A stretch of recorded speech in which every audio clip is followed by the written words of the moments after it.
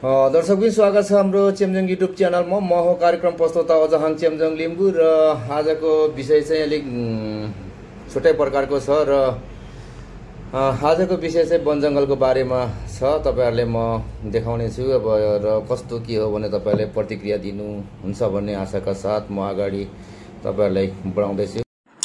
दर्शकबिन मैले यो चित्र नबुझेको कुरा चाहिँ के हो भने यो दृश्य हो धरान 15 को वन उपभोक्ता समिति को जङ्गल हो र यो जङ्गलमा चाहिँ यो यतिकै यो पुस्तौं पुस्ता त नभनौँ, अब कति वर्ष पहिलादेखि यो काठहरू यतिकै सडाएर फ्याँकिरहेको अवस्था छ।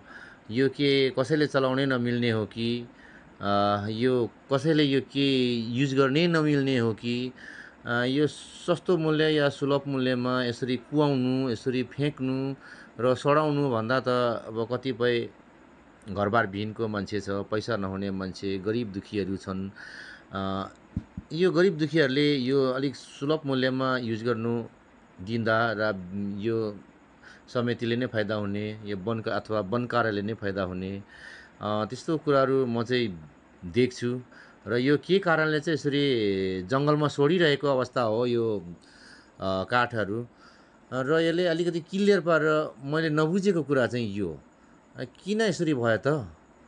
यो के कारणले चाहिँ यसो वन जङ्गलमा यसरी जङ्गलहरू यो के अरे काठहरू अलपत्र पारेर यो फ्याँकिरहेको अवस्था यहाँ मात्र नभएर यो उदयपुर गाईघाट कुनै पनि जङ्गलमा पनि यस्तोहरू धेरै म देखिरहेको छु। यो के नेपाल सरकारले यो चलाउनै नपाउने र यो कसैले के गर्नै नपाउने, यो कस्तो हो? यसरी काठहरू लापरवाही तरिकाले गर्नु नपाउनु पर्ने र यसले चाहिँ जसरी पनि युजमा आओस् र सबैले यो चाहिँ सेयर गरेर यो भिडियोले सेयर गरेर सबै मान्छे पुर्याएर यो सबैले प्रतिक्रियाहरू दिनुहोला र यो के कारणले चाहिँ यस्तो भएको हो यो सम्बन्धित निकायसम्म पुर्याइदिनुको लागि विनम्र अनुरोध गर्दछु। नमस्ते, सेवारो।